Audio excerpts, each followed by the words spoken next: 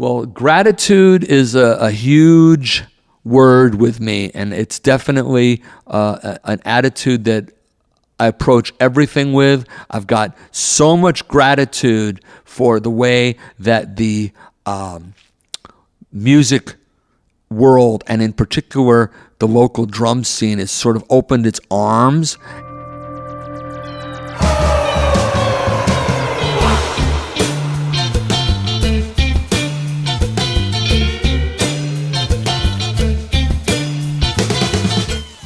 This is Joe Wong. Welcome to The Trap Set, where each week we explore the lives of drummers. I want to play something for you. I can see, can't you see? Doing to you, doing to me. Prophecy and brutality. Killing you, killing me. You're hearing Red Tape by Circle Jerks, featuring my guest, Lucky Lehrer, on drums. Lucky joined Circle Jerks in 1979, and as founding drummer, his ferocious style and jazz-influenced agility helped the band become standard-bearers of the nascent Southern California hardcore scene.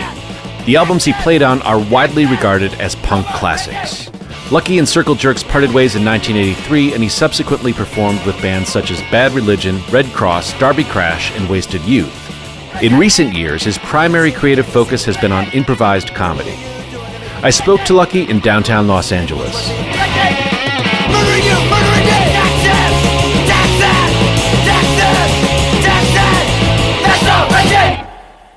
I think my story is a lot typical of people my age. The probably snapshot moment was the famous line that Ed Sullivan said, sure. And now for you kids, the Beatles. And that was just such a wowzer of a moment, seeing literally girls in stretchers being taken away and screaming their head off, and that whole music scene, and begging my grandmother to buy me that LP, Meet the Beatles. It all started to come together around that time. I remember going to Tower Records, as a matter of fact, the one on Sunset, which is near where I live, and I was with a cousin, and my dad said, each of you can buy an LP. Cool. And I was a little bit at a loss because the store was so overwhelming. You know, we weren't used to that range or that amount of taste.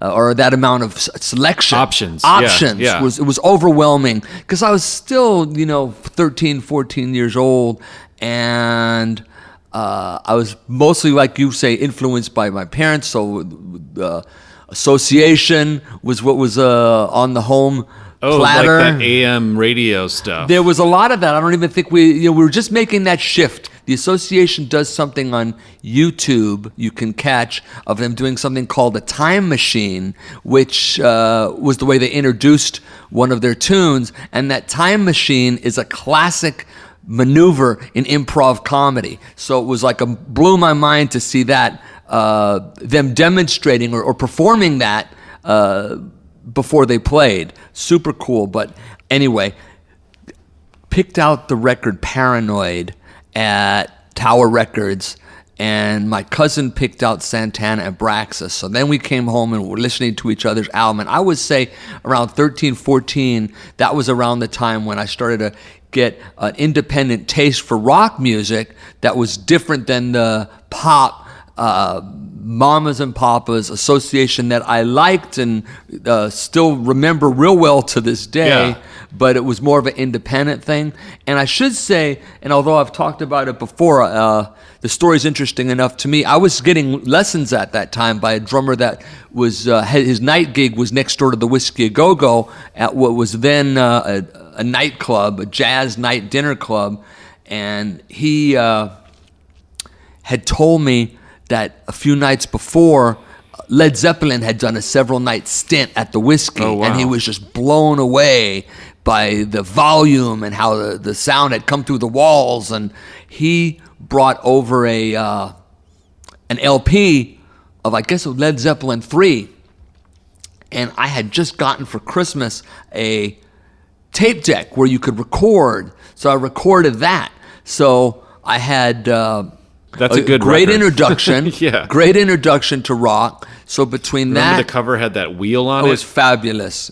I mean, they spent money on covers in those days. Yeah. And he was a jazz guy, so I had a cassette, 60-minute cassette, where one side of it was Big Swing Face, Buddy Rich album that he had let me record of his, and then this Led Zeppelin 3 that he had just bought because of the band that had played the night before.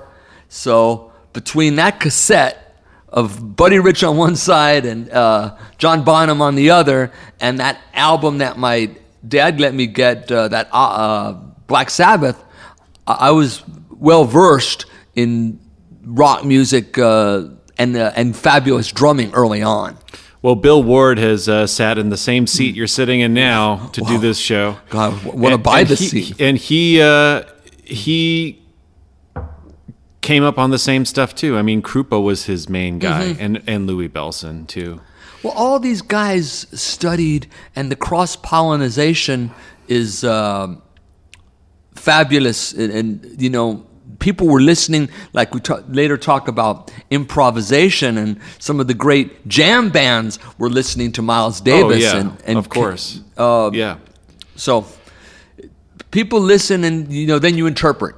That's I believe that's the fundamental. Listen closely, then put your own spin on it, and that becomes an informed personal opinion. Well, what did you think you were going to do when you grew up? When you were a teenager, did you think, hey, I'll be a jazz drummer like this teacher of mine? Or what did you want to do? Did you want to be in a rock band like Sabbath? Music-wise, I was... my primary influence up until that moment of going to Tower Records, I was listening more to jazz than anything else. And that was my world. I had connected, even at a young age, there was a certain force to that album that I mentioned, that Big Swing Face album, and the power of what might be as many as 14 to 16 musicians playing really tightly together. Because I think Buddy was a real taskmaster. Yeah, and you've heard the tapes. The tapes pretty much say it all. Yeah.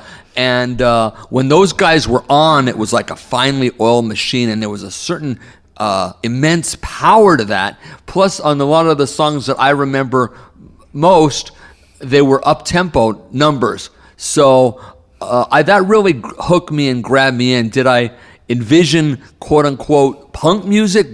By no means. But there was an emotional grab with the tempo and the force that I think I was able later, when the new wave and punk scene developed, it was something that resonated with me that I was able to grab onto. Did you think of it as a reasonable dream to become a professional musician when you grew up? Is that what you wanted to do as a I would kid? say probably it was discouraged in a lot of ways in the family. It was better to say it was a mixed message from my dad. He wasn't encouraging. Yeah, he bought us an LP, but that was about as far as he went. He had some prejudices against that lifestyle or what he envisioned. Now we're talking about the 60s, and so his personal bad name for me when he was upset, as if I had done something wrong. If I was bad, he would refer to me as John Lennon. So that was that's his insult. That was his insult, exactly. Yeah. So it wasn't in a nurturing environment for that, I would say. Probably because he just was concerned about you. Yeah, he was worried. He was worried, right? Yeah. He was being a parent. What did you want to do, though? I've always had a wide interest in a lot of different things, and I never want to tamp that down because I believe it's something that I bring to my playing is a wide palette. That's why I like to see the cross connections and intersections between performance art and drumming. Sure. And Dada art, which I believe expressed itself in punk music. And those kind of intersections. And so I never wanted to close myself off. I liked that time in the 60s, which was influential when music even took on a political tone. And I'm surprised today, frankly, that today's music, for all of its in-your-face lyrics, hasn't taken at all a political stance. It's just a footnote to me. It's a matter of curiosity that nobody chooses to go there. But I want to be broad referenced. I wonder though, because when I was going to punk shows, they were in basements and nobody knew about it. So I just wonder if there's a scene like that. There's got to be a scene like that happening now where people are expressing political thoughts in the same way, but I'm just too old to know that it's going on. Maybe I'm guilty of that. I'm thinking about. But even like say Beyonce made a political statement with her last album. Right. All that stuff I think needs to be encouraged. I don't think it needs to be overdone, but it shouldn't be. In my hope, it shouldn't be considered taboo to make certain comments on a more mass thing than just basement music.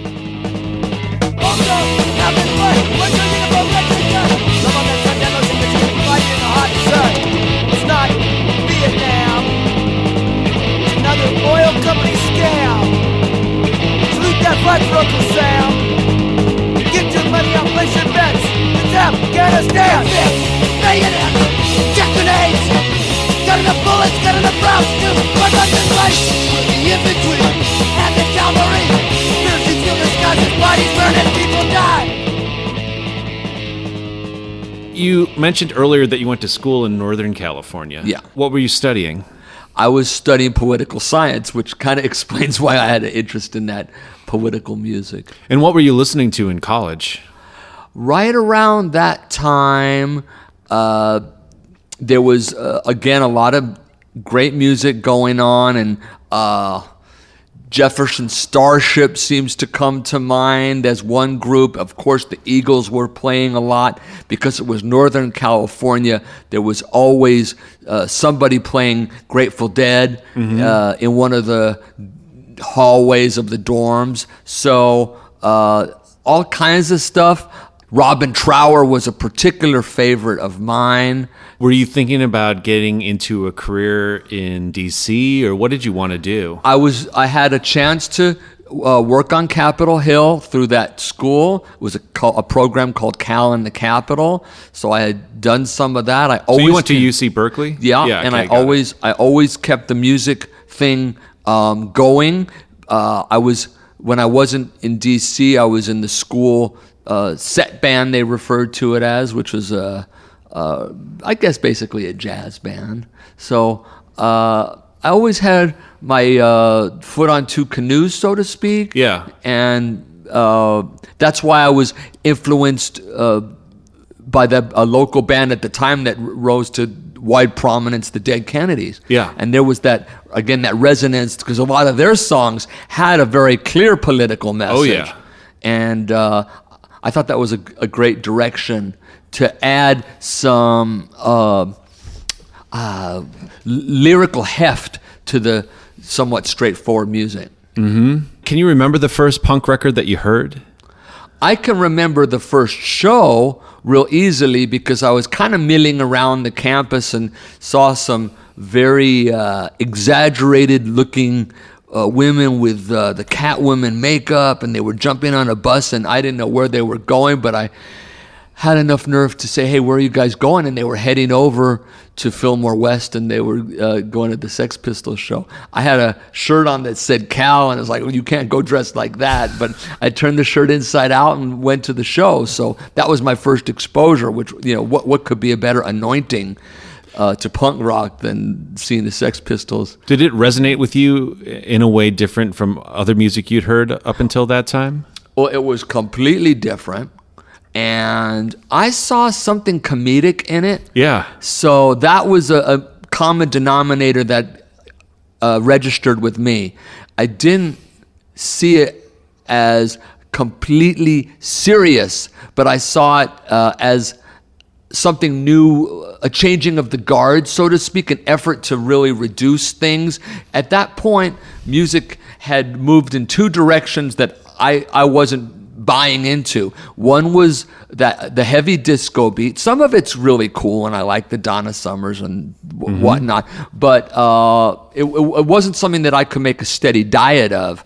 And the other was very, very complicated, and bands like Emerson, Lake and Palmer come to mind. Prog rock. And yeah, but not, I mean, early Genesis I really liked and I was listening to. But there he is. But then they kept pushing the envelope further and further, and time signatures that changed from 9/13, then go to 8/4, then go to this, then go to that, and it was like the music sounded. It wasn't easy to hear. When it was becoming complex for the sake of being complex. That's what I'm trying to say. So here comes along something like a tornado, right, to rip that out at its roots.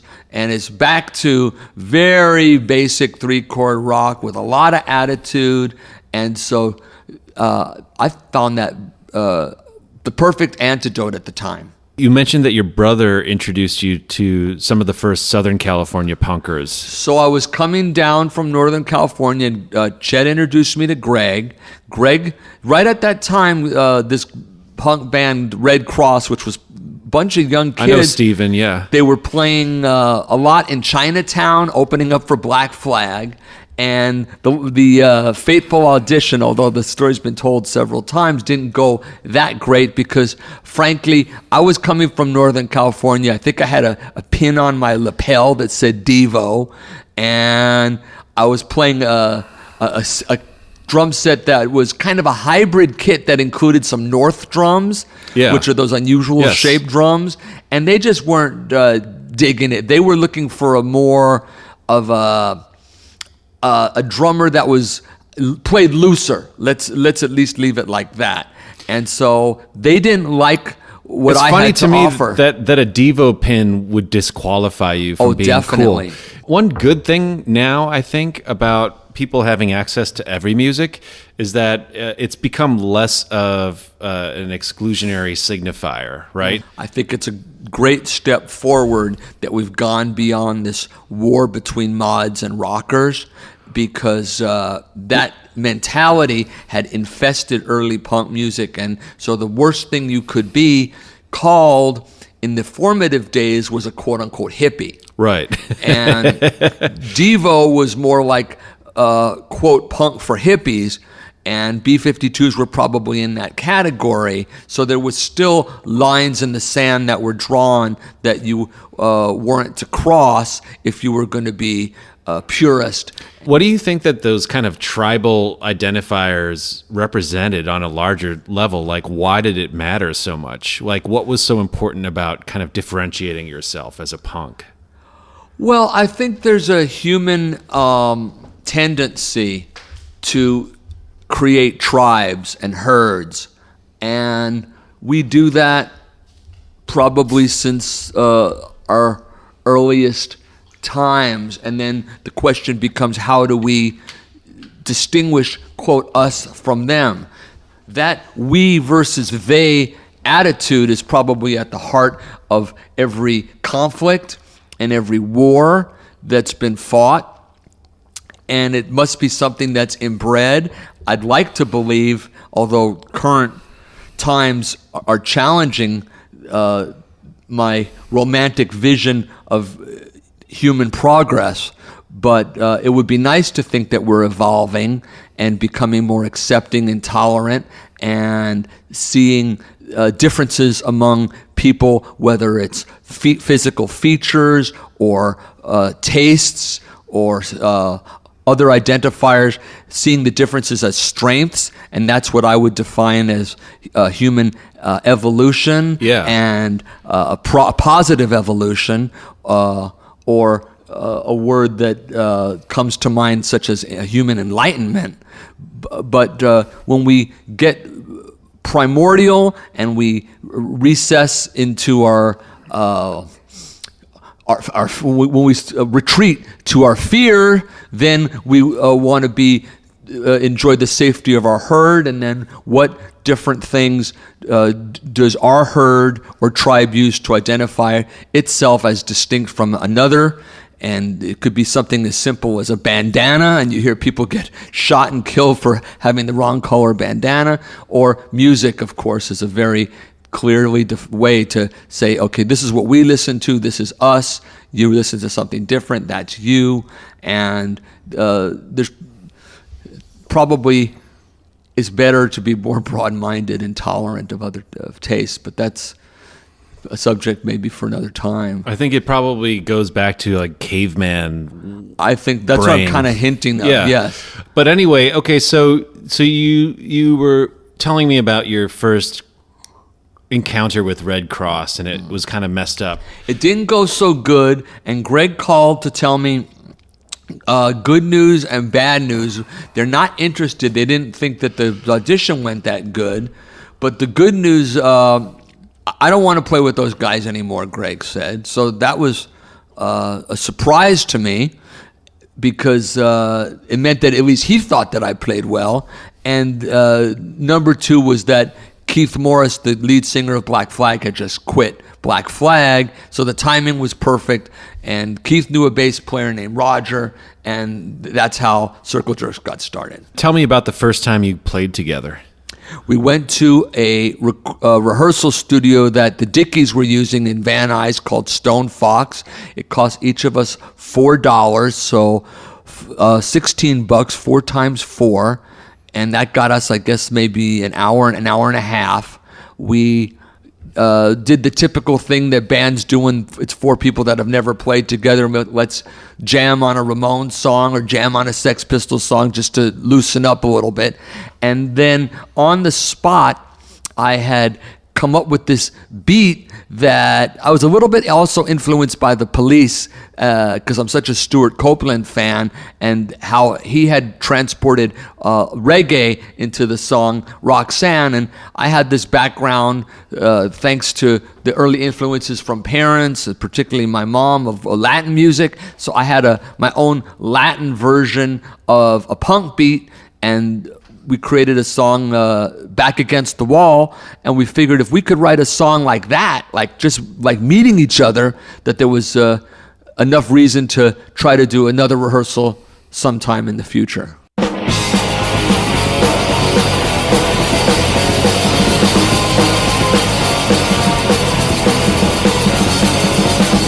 went to see a rabbi, but despite his advice, I want an operation. I will not bother right. Operation, snip and dot, Operation, snip and dot. They sent me to a preacher, a really thoughtful guy. He said my idea is crazy. I shouldn't even try. This episode of The Trap Set is brought to you in part by Colectivo Coffee. Handmade coffee since 1993. Check them out online at colectivo.com. Right out of the gate, we had played a show pretty soon after that. It was well received. Have to keep in mind, there was, as you brought up the word basement, this was very improvised, very on the spot, not a lot of strategy involved. Things were very do-it-yourself, and the quote-unquote gigs were very disorganized. Would be maybe one word to describe them as, and not highly structured. If we look back at the history and the legacy of Circle Jerks, at least a couple of your albums are kind of landmark albums that anybody that listens to punk rock listens to. At the time, did it feel like you were making groundbreaking music? Did you feel successful? Just the opposite. When we recorded Group Sex, the whole thing was done in one day, and there was very little expectation. It was a different time, so the whole thing is colored by the fact that going into a studio in those days wasn't like today's home studios that are ubiquitous. Going into a studio was a big deal. It cost money, which none of us really had to put into this. So it was a friendship thing. And something was traded for another, and that bought one day in a studio. And so we went in there and did the whole thing. It was very, I suppose, garage band is the best way to describe it. And we just played our hearts and guts out for half the day, and then we spent a little more time mixing it later that afternoon. So there was no expectation that we were recording anything for the future. You know what's interesting is during that era, we were at the height of studio technology and at the height of album budgets and such. But if we look again back to your history with jazz, I mean, lots of classic jazz records were cut in 3-hour sessions where they would just come in, track it live. They wouldn't even mix it. It was to 2 tracks or even mono, and get out of there. And I wonder if you see that parallel in the music and the approach of Circle Jerks. I think it was like that for a lot of the early bands because there wasn't the budget, there wasn't the expectation. And so with that comes a lot of freedom. Yeah. Not a lot of people breathing down your neck with expectations of what to do. We were a little bit, our eyebrows raised because the 2 guys that the studio included behind the board were, the first word that came to our mind was, these old hippies. Mm-hmm. And so we didn't expect much of them, and they probably, looking at us, didn't expect very much of us. All that you need is the flexibility to be open-minded, and they were open-minded enough that we weren't going to destroy their facility, and they let us do our thing, and then they actually contributed to it by miking things in a certain way and mixing things in a certain way. We most famously we used recording tape, which I later was told is something you don't do when you're recording an album. You might do that for scratch demo recording, but we recorded right over used tape, and I think that is what contributes to the grainy sound of that one particular album, Group Sex. And it's all those confluence of mistakes and haphazard approach that people listen to and find something in. When it came out, did you feel proud of it? Well, it was an accomplishment to produce an LP, and because there were so many, just like today, there were so many bands. Yeah. So I feel like it was more of an accomplishment back then because there was more of a barrier. Now you can just, if you have an iPhone, you can make a record, really.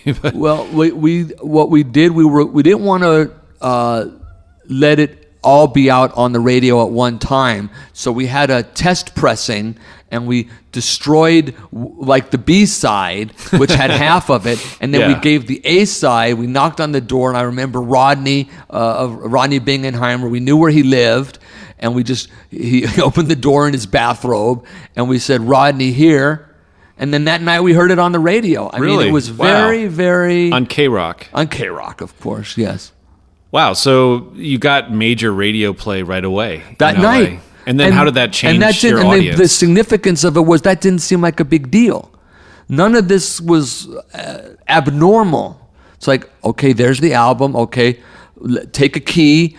So the reasoning was that way people couldn't record the whole thing. They got a taste of half of it. All 8 minutes was half of the album. So he played pretty much all 8 minutes. He did song by song at different times during his show. He was probably glad to get that. He had an edge on anybody else hearing it, and it just nothing seemed out of the ordinary. It was again, do it yourself.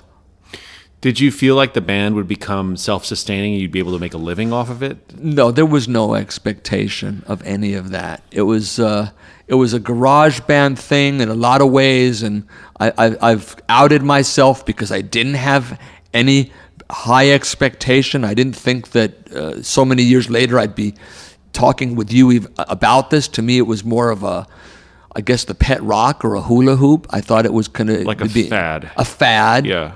Because I didn't believe that there was enough musically to allow it to continue to be. I thought that the lyrics were good, not just because I wrote a lot of them. I wrote some of them, but I didn't think that there was a lot. I underestimated it. Let's be honest. How would you describe your role in the band? You mentioned that you brought a Latin influence and a jazz influence, and you wrote some of the lyrics. How did you interact with the other guys? We were thinking about this the other day. I was chatting with somebody in another interview, and I came to realize that it was 4 distinct personalities, which really did not have a lot in common with each other. It was the way that it all fell together. Roger was the most musically knowledgeable among the 4 of us as far as chords and notes and music theory, but he was basically a draft dodger. He was on the run from, I believe it was the Navy, hiding out under a different alias at a Hollywood bus stop, and Greg had his influence was Buzzcocks and some of the early English punk bands. Keith Morris had a very, very broad musical taste. He was a singer, so not necessarily knew how to play an instrument, but was listening to everybody. And my world was, as I had previously mentioned, a little more limited to the jazz music that I'd studied in school and listened to, the Buddy Rich stuff, and some of the John Bonham and Bill Ward stuff. So 4 distinct personalities, each pulling in a variety of different directions, and that created a combustion that would propel itself on stage. We didn't really rehearse much, so when we would see each other, it would be pretty much for performances, and the lack of preparation was augmented by extreme enthusiasm and energy, and that would make the live performances each unique, and people, I guess it was kinetic, and so our energy somehow made its way into the audience energy, and that's what made the live shows something that people would tell their friends about. Did you guys get along for the most part? Highs and lows, ups and downs. The band, and a lot of bands still fight with this today, is you travel under very awkward circumstances.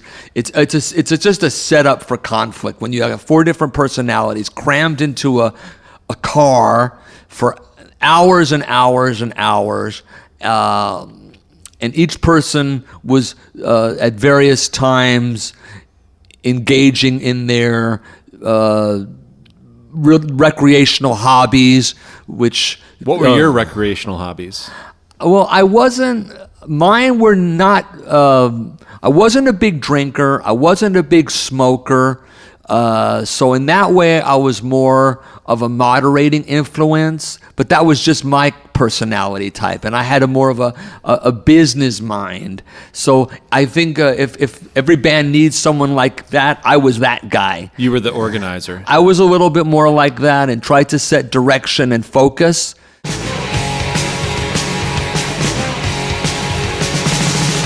What they did, past to present, got us in this situation. Predicament, nowhere to run. Everybody's still involved.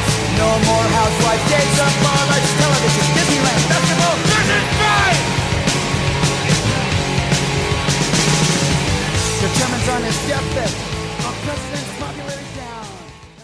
The Trap Set will always be available for free, but we rely on donations from our listeners. Please visit our website at thetrapset.net and click donate. Subscribe to our show on iTunes, and if you enjoy what you hear, give us a review. I like telling a story of our first show in San Francisco. The person that was the organizer, Dirk, also liked to play the role of MC or announcer. And Dirk really relished that job. But we had a little pact amongst ourselves. One thing we all agreed upon was we didn't like the way bands would come out on stage and then start tuning up. And we didn't like how bands would come out on stage and start to take a long time before they would play. So our approach was the minute that we would hit the stage, we were also trying to punch people in the face, so to speak, with our music. And so we were pretty hyped up before we would run on stage. And then as soon as we got on stage, if you were in tune, great. If you weren't in tune, that was your problem. But we were going to rage for the next 30 some odd minutes.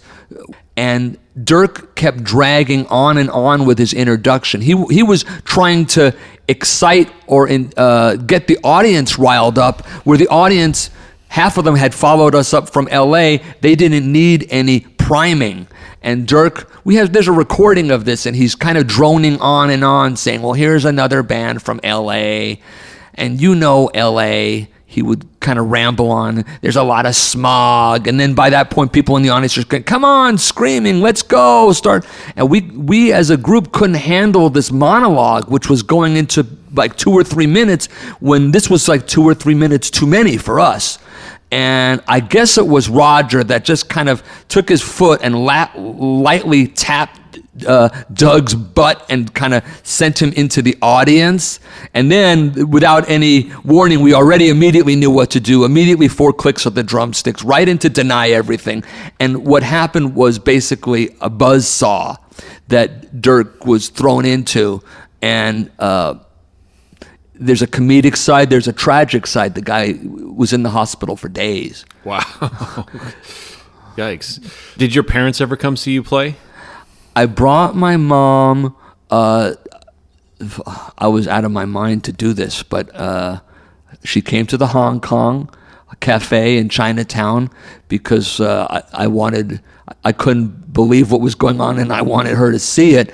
And that was probably a mistake. I remember playing and watching people basically slam dancing into the small cocktail table that she was sitting behind. But when I asked her about it later, she didn't really mind it. She just said there's so much energy, was her comment.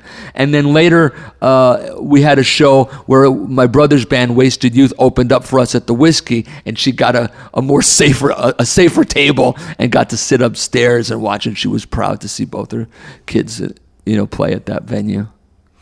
What led to Circle Jerks breaking up the first time? There were just differences, and it kind of created the segue for me to shift gears and get into the improvised comedy. I mean, everyone's got their own version of the story. I'm glad to say that none of us are we're all on speaking terms, so there's no tremendous deep ingrained animosity. Somewhere along the line, unfortunately, we lost Roger. He succumbed to his various demons, as I refer to them as, and checked out one night on a combination of a lot of different things. And there was at that time, there was here in LA, talking about tribes in Southern California, there started to be somewhat of a Neanderthal element that started creeping in. It started off well-intended enough, with a boost of enthusiasm from the people that were into the skating, and this became music to Dogtown, surfing, skating, extreme sports was the beginning of that, and they needed a soundtrack for that, and punk music was a perfect sing-along to some of the extraordinary stuff these guys were doing with skateboards inside swimming pools. But it became, it started to get dumbed down, and I checked out for another form of artistic expression in improvised comedy. And so we started to fade into something different for me. That became more interesting because it was a different audience, and it was a different kind of performers that seemed, at least for me at the time, a more intelligent crowd that I gravitated toward. Do you feel like in retrospect it was a more intelligent crowd? I probably, in retrospect, might have been giving one audience more credit and another audience not enough credit. Gotcha. So the truth is probably somewhere in the middle. Emotionally, do you feel a similar sensation when you're doing improv comedy and things are really going well to what you feel when you're playing with a band? When things are going great, yes, then it's fabulous, and there's an experience of elation that's similar and could be compared. But when you're about to perform, and for me at least, there's more tension in doing the improvised comedy because you don't know what's going to get thrown at you. Whereas with the music, Does that often make it more exciting? It makes it nerve-wracking, and the excitement that comes with nerve-wracking. Yeah. So you have some upcoming improv projects, right? I've got a show coming up with improv comedy with Cozy Orlin on July 14th at the Pack Theater. That's going to be comedy, but it's again comedy with a musical twist. So it's music and comedy. I like that a lot because I'm able to transport some of the traditional improv skills and mix it up with music, which is a particular interest of mine. You know what's interesting, and it kind of circles back to our discussion about the different audiences between improv and punk, is I read in Amy Poehler's book that UCB was heavily influenced by punk rock. And in fact, like the reason why they charged $5 a show is because that was their way of kind of like nodding to Fugazi, who only ever charged $5 for a show. They wanted to make it affordable. So I think it's interesting how this one world that you were in first cycled around and influenced the other world that you're involved in. I think that there's a lot of connections, and that's why I gravitated from one to the other.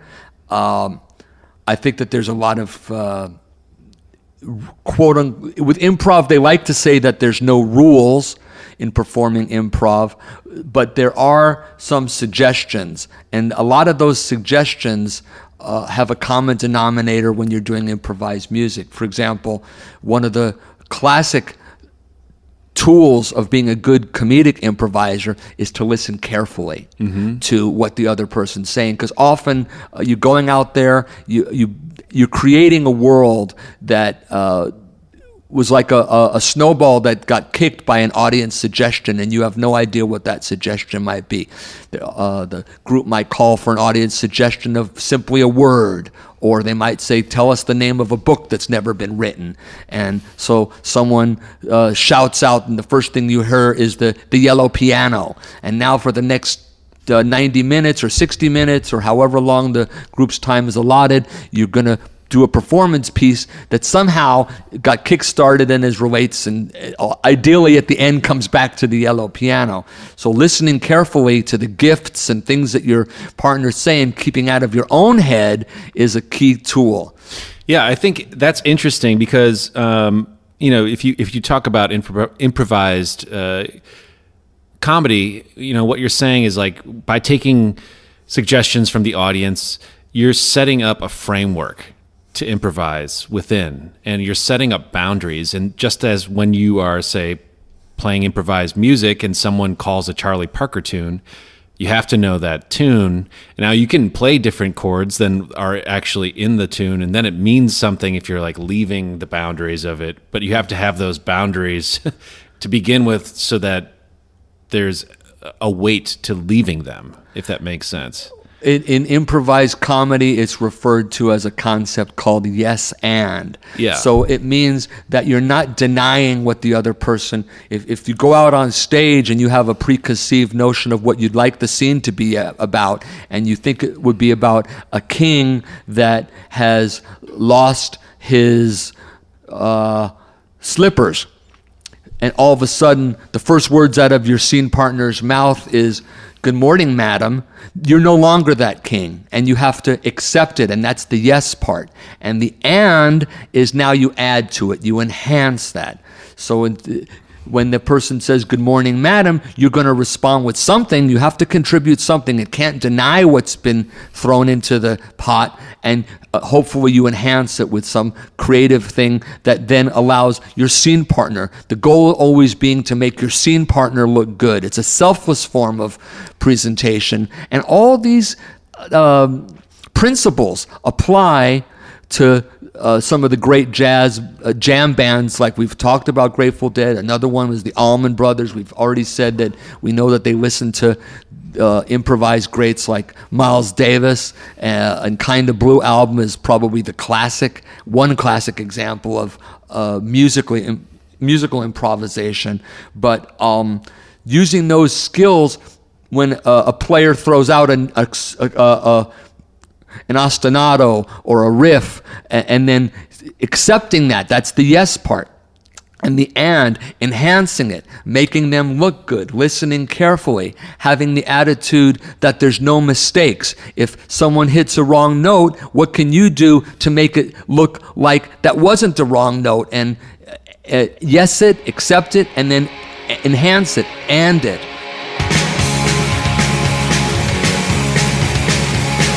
Tired of being bossed around, getting up and around. Sweep your floors, empty your trash. You're the one that makes the cash. Tired of being a pissant, 9 to 5. Open my letter, you won't be alive. Here's a present just for you. When you open it, you'll be through. Sit behind your desk, act like a king. Treat me like a human being. You mentioned earlier that you've seen a fair amount of your friends succumb to demons. I mean, do you have demons? I think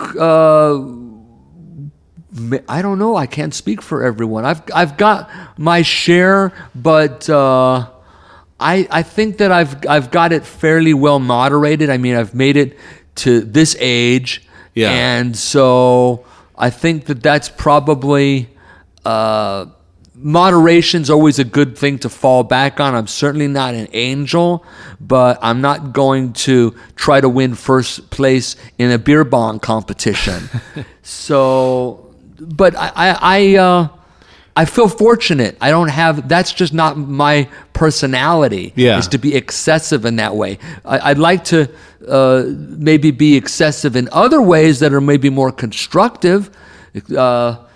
Keep going to the gym and stay healthy in that way. And I think that the drums are a great inspiration for that. A lot of the guys who's playing I admire the most, names that I could throw out that come to mind, like Brian Tishy or Glenn Sobel. These guys are also like me, not in their 20s anymore, but they've got a lot of endurance, they're in great shape, and that's what enables them to perform at the high level that they're able to play at. And so I credit playing the drums as being an inspiration to getting on a treadmill at 7 a.m. and going for 30 minutes. It's like, you got to get ready for that gig that may happen someday. What's the first thought that went through your mind this morning? Getting the dog and going for a hike. Waking up early enough. Is it early enough where I can do that and then gets done some of the other stuff that I want to do? Where do you hike? We got a fabulous place called Franklin Canyon that's pretty near the house, that, considering how close it is to this urban center, is a little verdant oasis where you don't see very many houses, and you could almost delude yourself into feeling like you're in a wilderness. It's certainly a little jewel of a spot that got plenty of trails, and good for the dog and good for me. Yeah, that's what I miss the most about living downtown, is that there is not a whole lot of green space in close proximity to me. I used to live in Los Feliz, and I would just run out of my door and run up into Griffith Park. Right. I also used to run into Keith Morris a lot because he must live around there. I used to see him at the coffee shop. I don't know him, but if you run into somebody from Circle Jerks, does it feel friendly still? Fortunately, it does. And Keith came out with a book not that long ago, and I to show you pride and ego still in operating, I bought the book quickly, and I was happy to find that there was nothing but warm comments. So I don't think he had any, quote, dirt on me, but I wanted to see it in black and white. And so there's no real animosity. I do wish that he would open up his the lens of his proverbial camera and opt for doing some of the lucrative Circle Jerks shows that are on the table, but he chooses not to, and there's not much more that Greg or Xander or I can do to convince him, hey, let's go play a festival in Europe or get $1 million. Yeah. Well, if you did do that, what would you spend the money on? Well, I guess it's the idea. It's I finally accepted the fact that it's probably not going to happen. So maybe now it will. Maybe now it will. What are you most grateful about in your life right now? Well, gratitude is a huge word with me, and it's definitely an attitude that I approach everything with. I've got so much gratitude for the way that the music world, and in particular the local drum scene, has sort of opened its arms. And it started with my effort on Facebook, of all things, to reach back to an old childhood friend of mine who's a great drummer, who's played with Joe Walsh and toured around the world with Glenn Fry, named Marty Farah. And Marty and I were friends in middle school, and we were both drummers, and we both kind of had a sense that we were going to stick with this thing. But I couldn't find Marty, high or low, and then one day I decided I'd look for him, but not spell his last name with 2 R's. What if I just typed in 1 R? And then he immediately came up on Facebook. So it's like, bing, I got him. So I sent Marty one of these messages that you might send to someone on Facebook, which was something the equivalent of, "Dear Marty, I don't know if you remember me." Very formal. And then I ended with my phone number. Within 7 minutes, I got the phone call, "Dude!" And it was like, we completely reconnected. And Marty kept saying to me on the phone, "You've got to meet Kirky B. You've got to meet Kirky B." And I've heard of Kirky B, but to me it was like he was this huge. I mean, Kirky B has played with Mick Jagger and Elton John. To me, he was like a Kobe Bryant or a superstar. So when we finally did meet, I had trepidation and a lot of humility.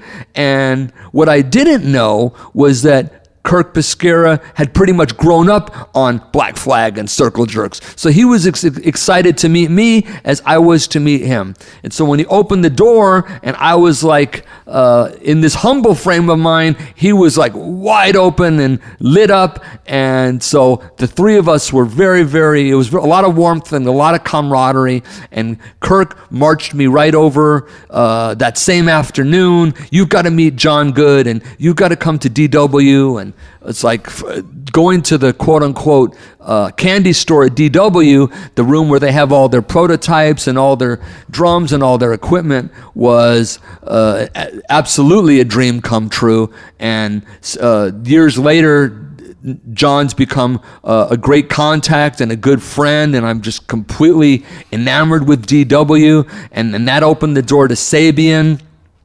And from there, became my own drumstick by a head. So I have a signature drumstick now. And then an endorsement by Evans drum heads and Lewitt microphones. So one thing just opened the door to the other. And for that warm embrace from this community, both among the percussion companies and the performers, the drummers in particular, whose work I find so incredibly inspirational, I'm just overwhelmed with gratitude.